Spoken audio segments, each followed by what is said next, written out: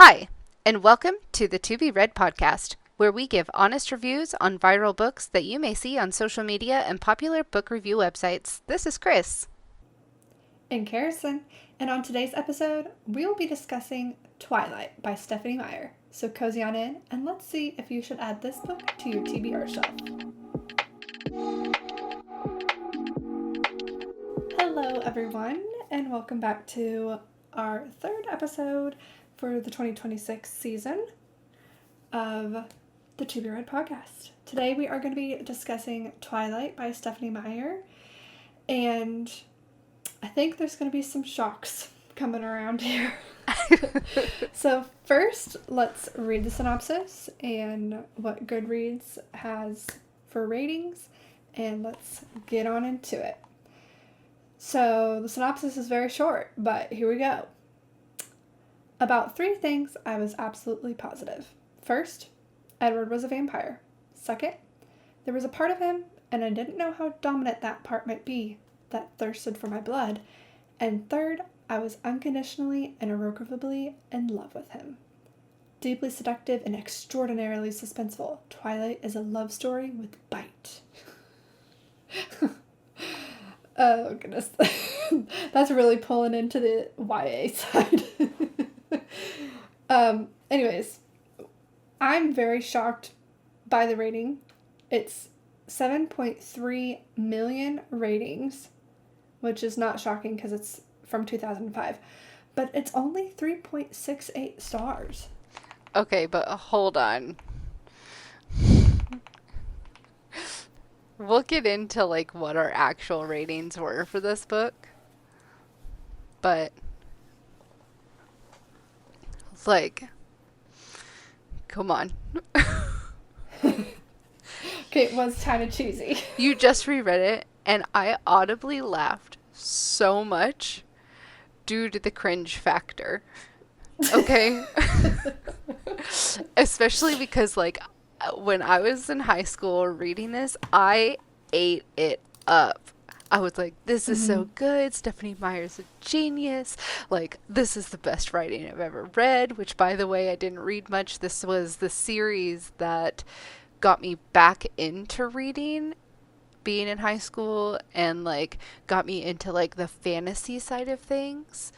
Didn't really get into a whole bunch of vampire werewolf stuff, but it definitely it was my gateway to fantasy, other than back into fantasy, real fantasy. Okay.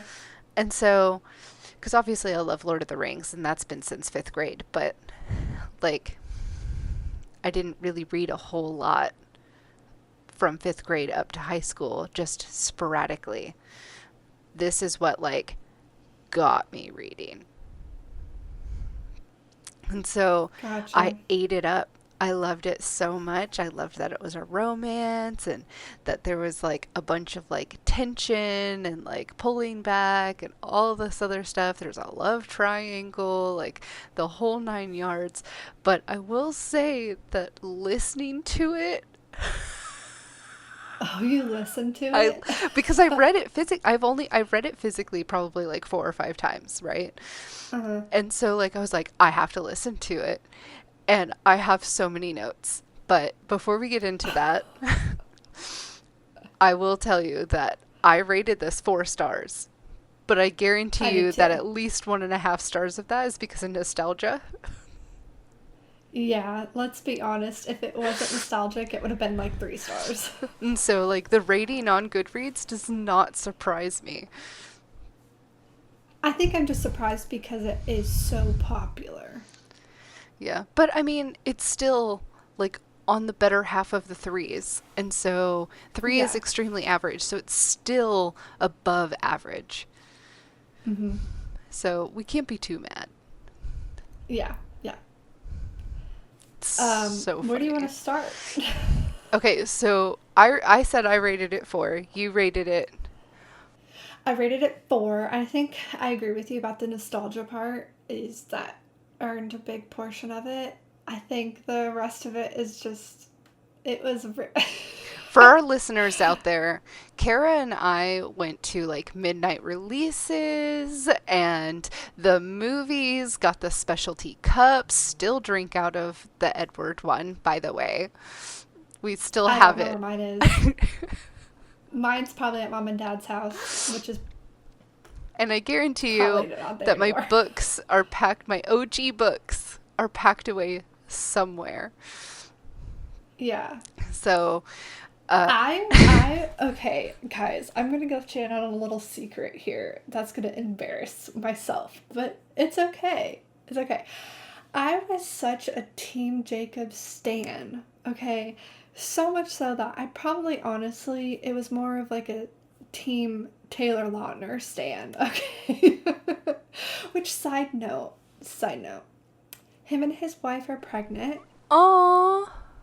I know. It's so cute. Anyways, so much so I had a whole wall in my bedroom, middle school girl bedroom, that is all the movie posters, okay, of Taylor Lautner, and then like a Teen Vogue movie poster.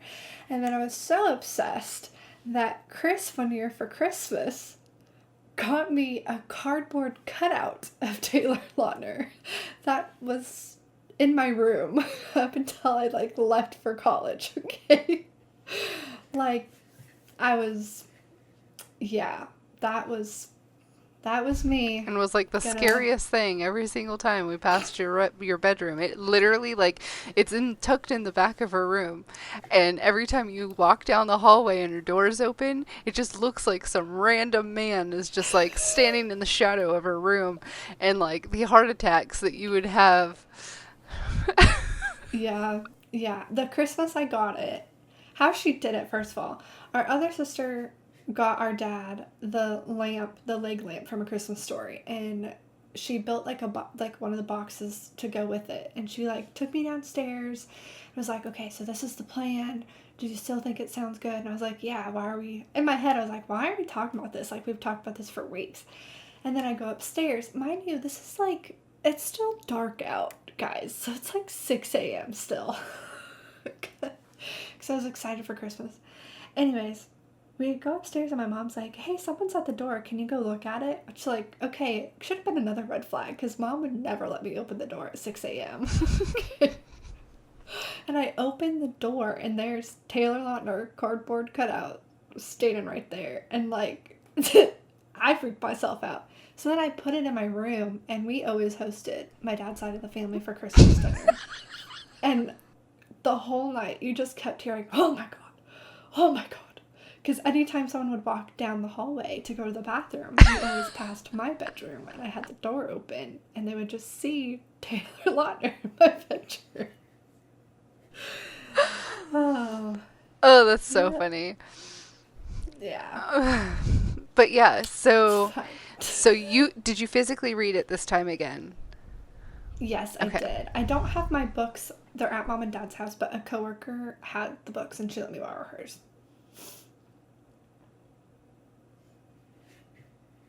Yeah. Okay, so what was your thoughts as you're like rereading this? Okay. So, first of all, I feel like the movie did a really good job portraying the book. The first I book. don't feel like, yes, the first book. I don't feel like many details were left out. Now, there were some. Like, I don't remember that catty girl that liked Tyler. Yeah, She wasn't in the yeah, movies. she wasn't. I didn't remember her Um, either. yeah, so I was like, oh, I don't remember her. Obviously, she wasn't important because she wasn't in the movies. And I didn't remember her. Um, I thought that was like one of the biggest details that was kind of left out. One of the big ones for me was so and it comes out to me because it's just vamping on TikTok this particular scene where he's just like say it, Bella. Vampire. And in the movie, they are in the forest.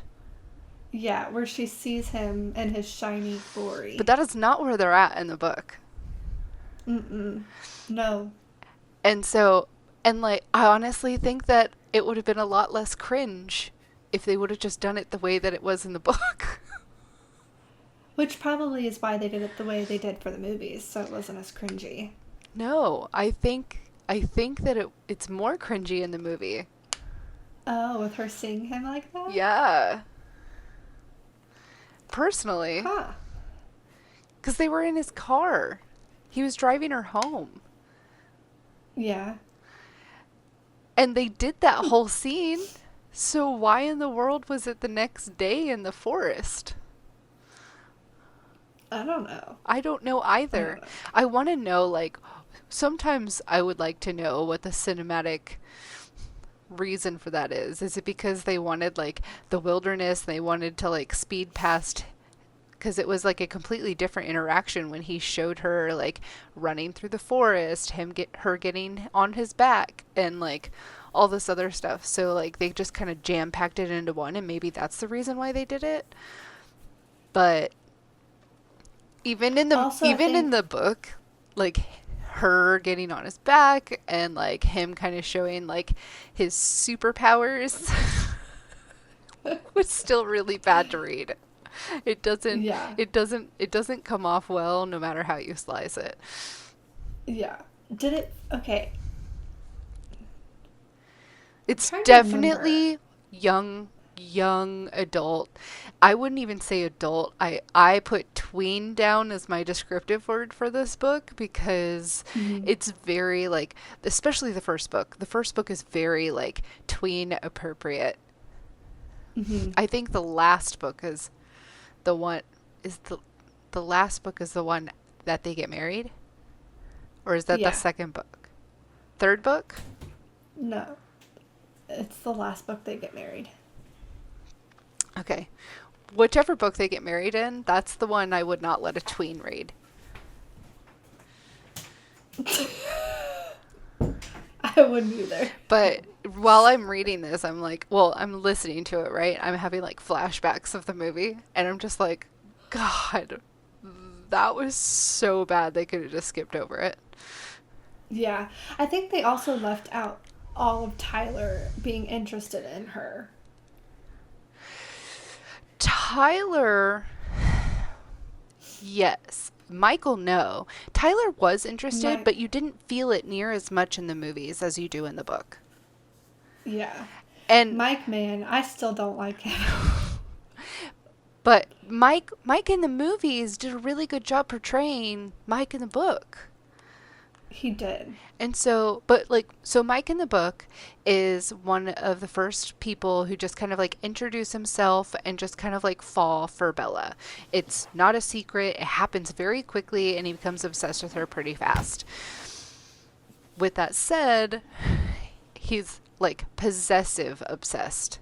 So like when you think Yeah, about it's like weird. early high school crush, like he wants to be around her all the time, like Jessica's into him and he's not even noticing because he's spending all of his time noticing Bella, and I don't know, it's just it's very like self-served. Jessica wants to him to ask her to the prom and or dance or whatever it is, and he goes up to Bella quite literally and it's just like, well, I was hoping that like you didn't have a You would date. ask me. And I'm like, "Oh, that's definitely what a high school boy would do." Yeah. So she wrote that well. But maybe that's why it's so cringe to me is because like this definitely speaks to like 8th grade to sophomores. Hmm. So Yeah. the reading is uh like technically the writing is easy to read. Hmm. There's no like big words or anything that's like super fancy. Like even though they talk about how Edward um speaks as if he like is older, it doesn't Mm-hmm. come off that way.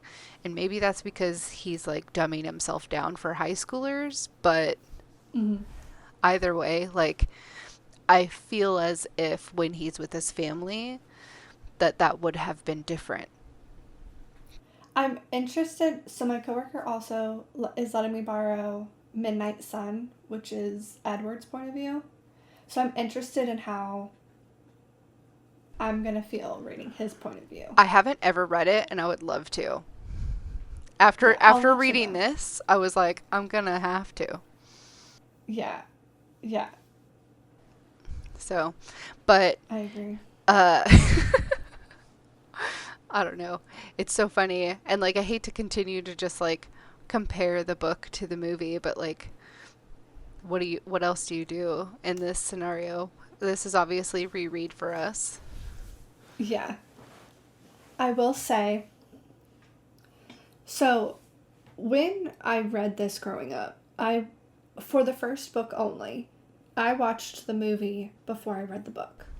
Okay. And after I watched the movie, I read the book and then I read the rest of the series before the rest of the movies came out. And I have to say, reading it now as an adult,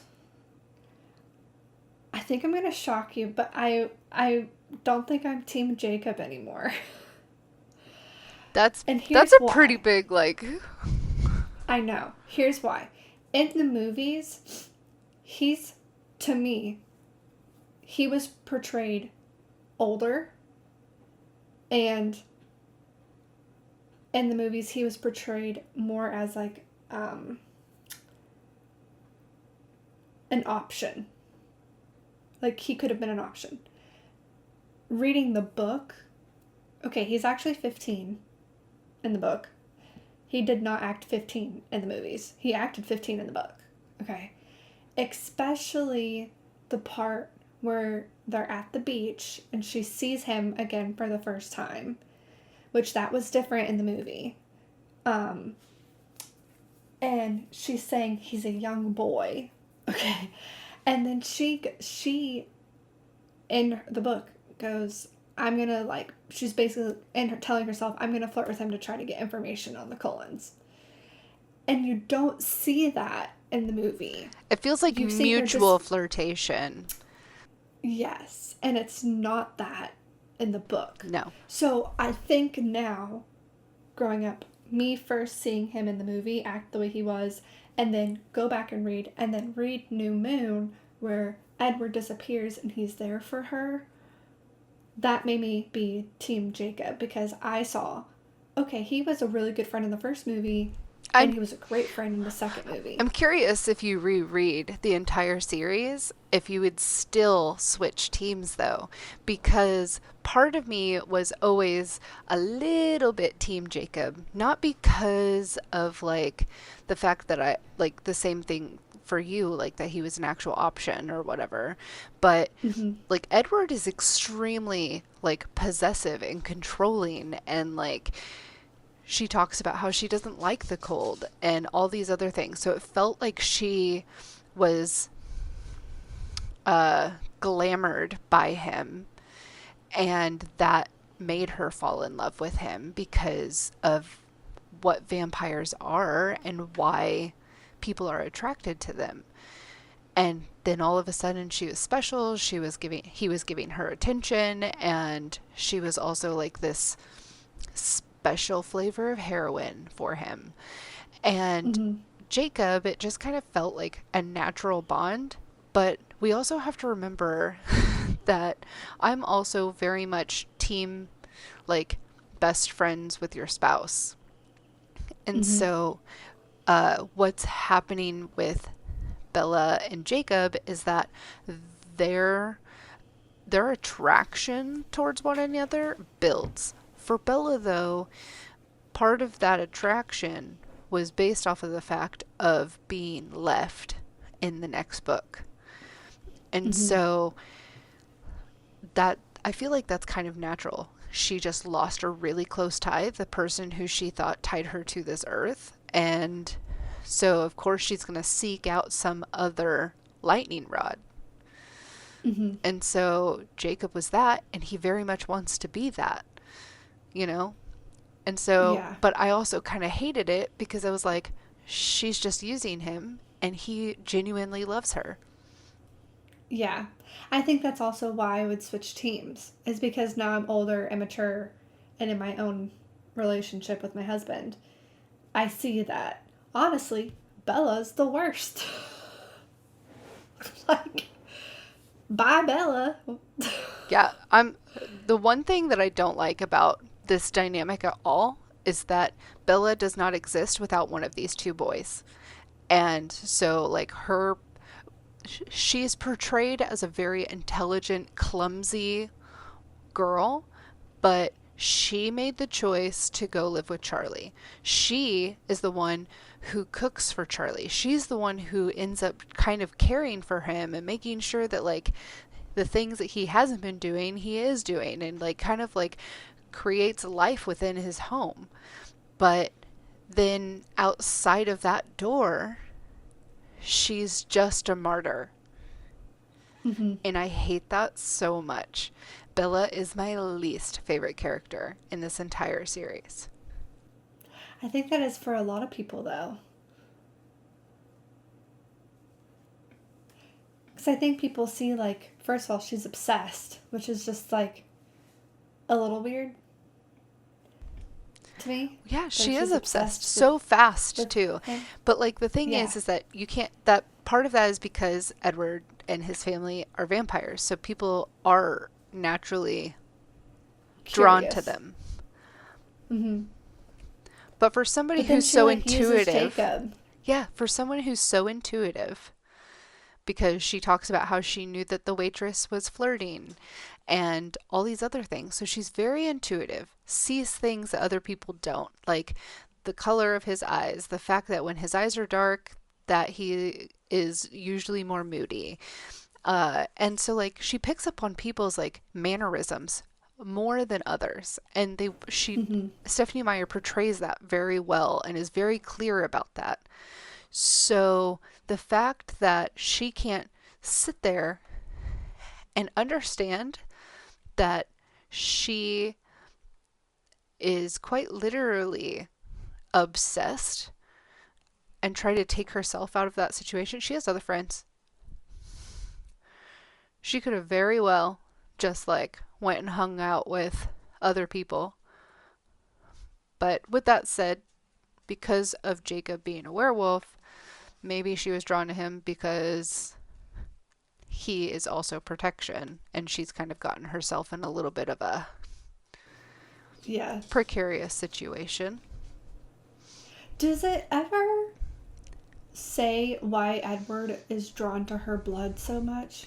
They they talk about how he compares it to heroin or like Yeah. alcoholism. But does it ever say, like, why it's specifically her? Because, like, I remember Rosalie, like, had that special bond with Emmett when she found Emmett. So no, there that was different. She had a special bond with Emmett, but the Emmett has encountered two other people that he could not control himself and ended up killing. That was like not actually said, but it was alluded to that he took their lives because they smelt so good.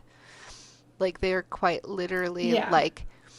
uh like the smell of their blood is literally like a drug that you didn't Mm-hmm. know that you were addicted to until it's too late kind of thing. And they Yeah. allude to the fact that it doesn't happen often, but it does happen. Like he says that Jasper never encountered that, and he's been around a lot of people. Yeah, I'm just curious if it is ever explained why they're more attracted to certain, like, why that I happens. don't Like, how did that. I don't think that they know. I think that it's random. Just kind of like there's no real reason why there's like fated mates with werewolves. It just happens. Yeah, or a real reason why there's special gifts with vampires, I guess, too. Yeah. how some are gifted and some aren't. I don't know. It's just curious. I was just always fascinated by that. It does 'Cause, it does feel like her fate was supposed to like her life was supposed to end that day, and then the fates just like keep trying to cut that cord, and Edward's like, nope, nope. yeah. Yeah.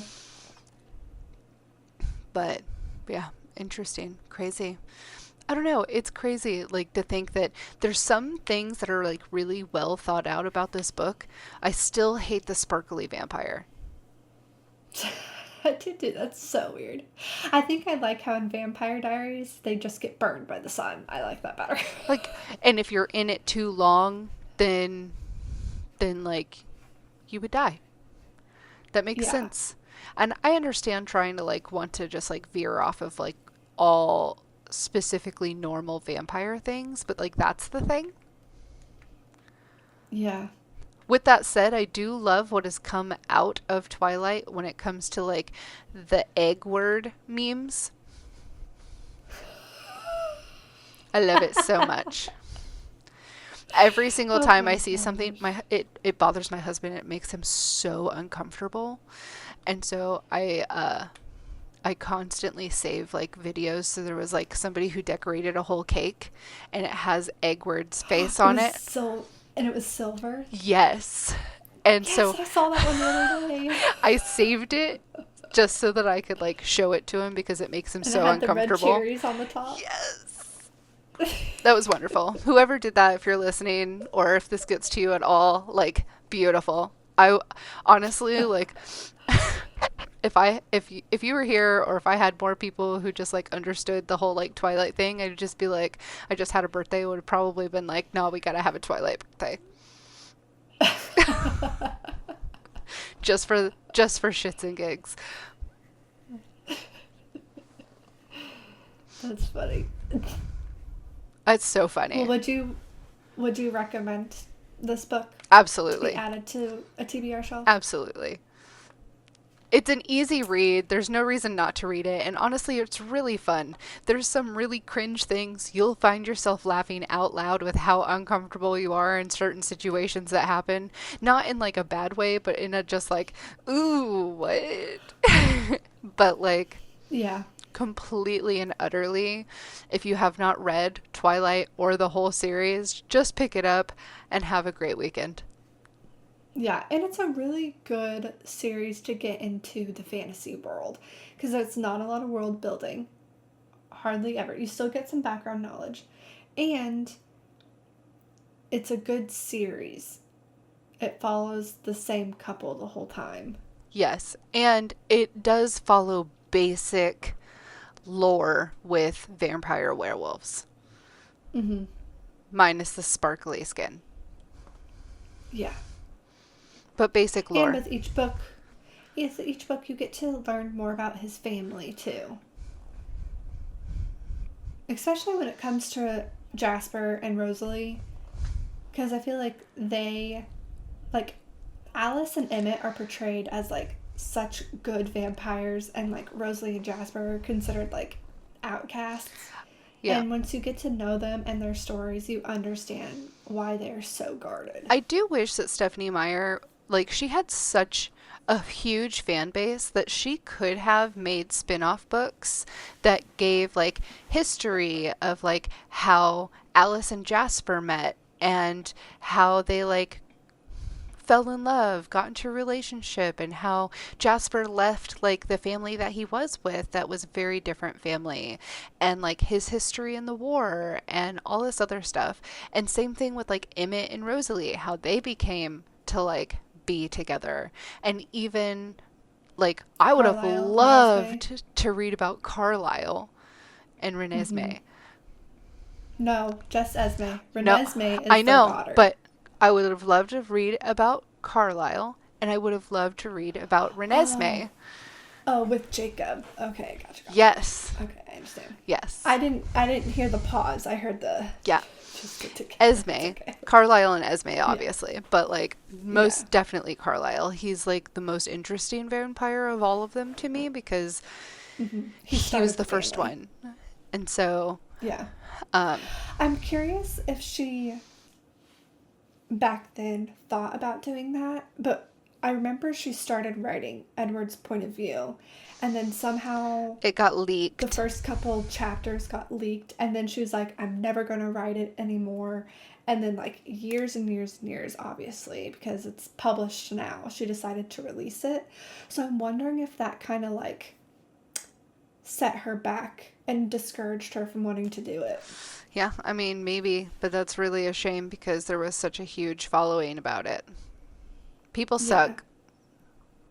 People do suck. Don't ever do that. Yeah. If you get arcs, that's another big thing. Is I've started to get into reading a lot of arcs, and um, there was a book that came out recently, and people were like, arc readers were giving big spoilers. Like there was a tragedy in the book, and people who had arcs were on social media posting about that. Like, that's not what you're supposed to do when you have an arc. You're supposed to create the hype and give like little teasers here and there, but not a big plot point. And so if you ever come across a book that is being leaked, or you're an arc reader and you have information on a book, do not do that. That is so uncalled for. Yeah, I can understand like, hey, this book should have these type of trigger warnings in it. You Mm-hmm. know, I can understand Mm-hmm. that. But like giving away a huge plot point, that feels bad. Yeah. Especially as somebody who's reading it before it's even out. Yeah, it's awful. So, Awful. has this stirred up any I want to rewatch the movie? Is there anything like that?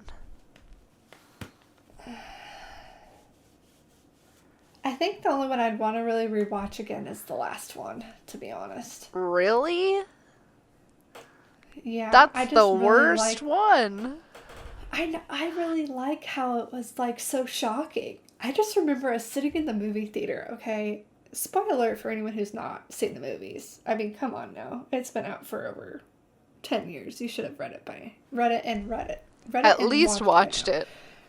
Yeah, but I just remember we went to the midnight premiere of Breaking Dawn Part 2, and I just remember them holding up Carlisle's head, and everyone goes, and someone in our theater goes, "That wasn't in the book!"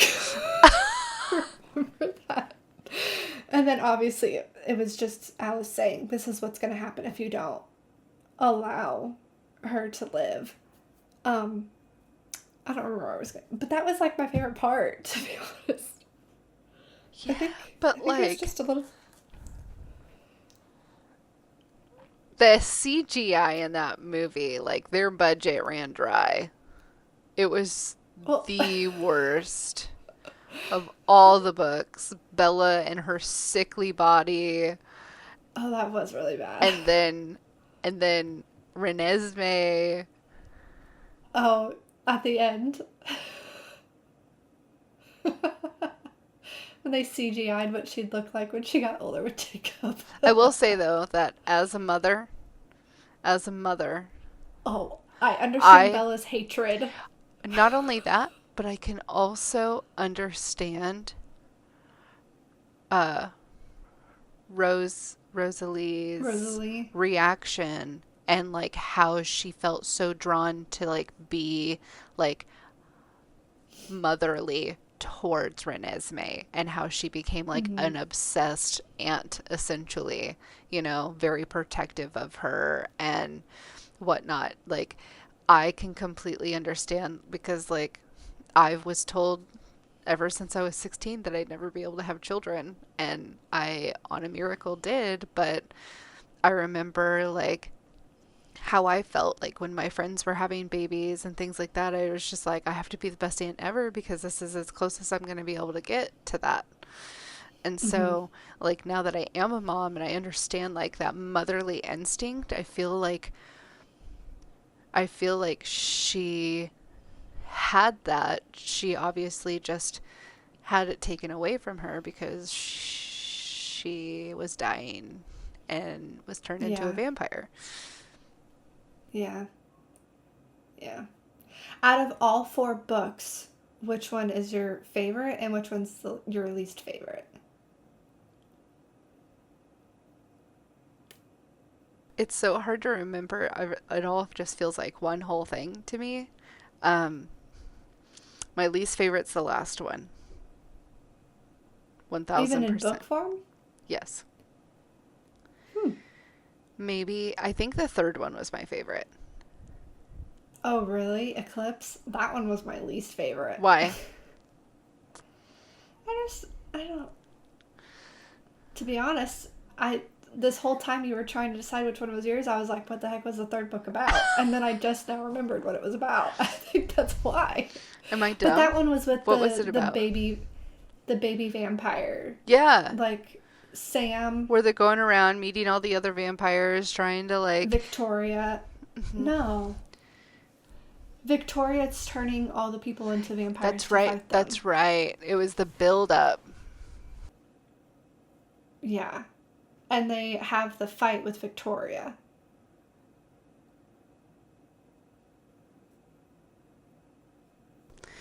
No, I liked that. I think that, I don't know. But I'm very much for a training montage. And so, I don't know, I feel like the last one had like a lot of content, and it probably could have just been like split into a couple other books. And I know that a lot of people really wanted to know more about Renesmee and Jacob, and you didn't really get a whole lot of that. Mm-hmm. I will say, this is in the second book, but a big thing that always bothered me that didn't get put in the movie from the second book is Jacob trying so hard to imprint on someone. And like he went to the mall and sat on a bench and just like was looking at every person who passed him, trying to imprint on him. I forgot about that. That was not in the movie. But wasn't he trying to do that so that he could not love Bella anymore? Yeah. And so like you can kind of like sympathize with him a little bit. I know. You know, but like, yeah, it is pretty pitiful. Aw. Anyways. Yeah. It's fine. Dang. All right, let's jump into what our next book is going to be. Next book. I'm going to introduce it. Yes, please do. I'm so excited. Okay, so this is one of my favorite authors, okay? And another reread for Kara. It's another reread for me. First time for Chris reading it. I think I've talked about this book so many times. But we're doing this because the show comes out in May. So we're going to read the first book of the series to go with the first season. And Chris and I are actually going to be together in May. So we're going to be able to watch it the day after it comes out. I'm going to hold myself back and not watch any episodes before I get to her. Proud of you. But thank you. If you haven't guessed by any of the little hints I'm giving you, we're going to be reading The Deal by Elle Kennedy. The first book in the off-campus series. I'm so excited for Chris finally reading this book. Yeah. And I hope she doesn't hate it because it's one of my favorite authors. We've always been hesitant to read a book from one of our favorite authors because me and Chris have different tastes in books, okay? Even though we both like romance, we both like different types of romance. So we're always a little hesitant to be like, hey, read my favorite author. Hey, read my favorite author. Because we're going to be stans and stand up for our book that we love, okay? We're doing it. We are doing it, okay? Next, we'll do one of Chris's favorite authors, okay? Anyways, Chris, what do you, from looking at the title, the cover of the book, and we're looking at the original cover, the one of it's the girlfriend cover. What do you think this book is about? I haven't read a synopsis at all, and I've been looking at this cover pretty much the entire time that we've been doing this podcast. So, I'm going to like pick this and peel it apart a little bit. Considering that she's like in her underwear, I'm going to, and it says off campus, I'm going to assume that this is college, not high school. And I don't know what her shirt says. It says on something, but it looks like it could just be like cut off by her arms. But I don't know. So, with it being in college, and I know that it's about a hockey player, there's a whistle there. And so, I have a couple of theories. So, Okay. since you know what it is, I'm going to give you my two best theories right now.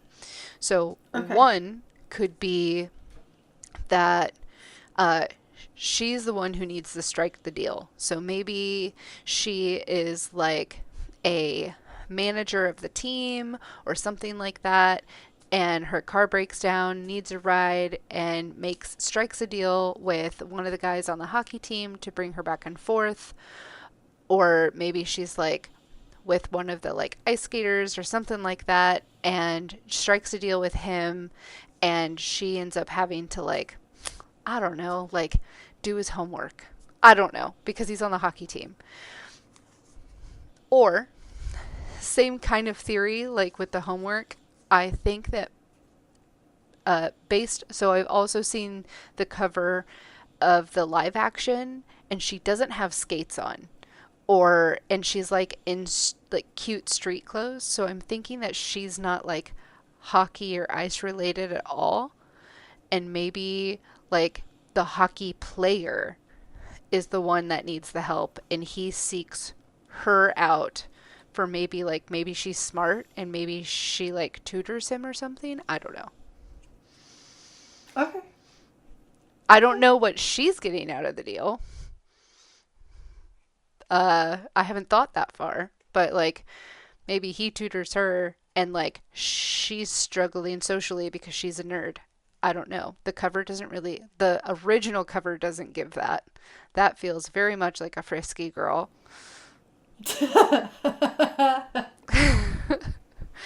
But based on the other covers, I'm thinking that maybe she's smart and like needs a jock's assistant, almost like the Duff, but hockey. And I don't know what the duff is. the Duff is the she. Do you know what Duff stands for? Designated ugly Designated ugly fat fat friend. friend.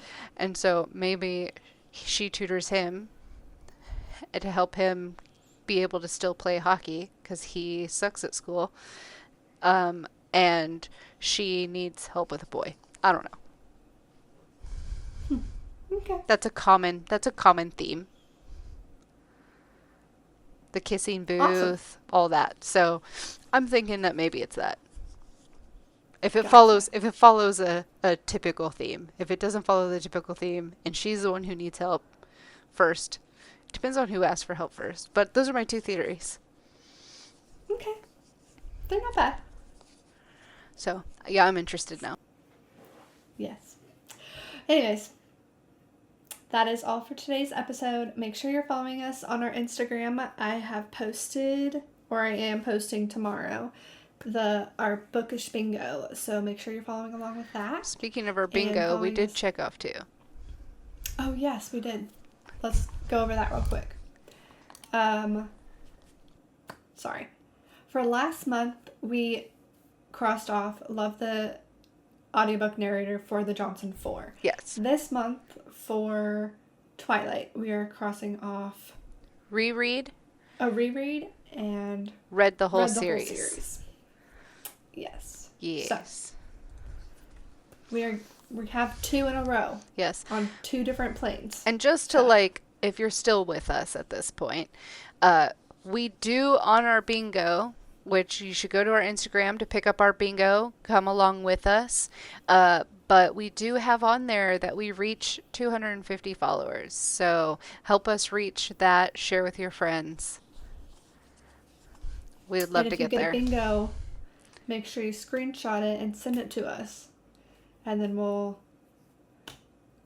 chat with you to make sure you got it correctly.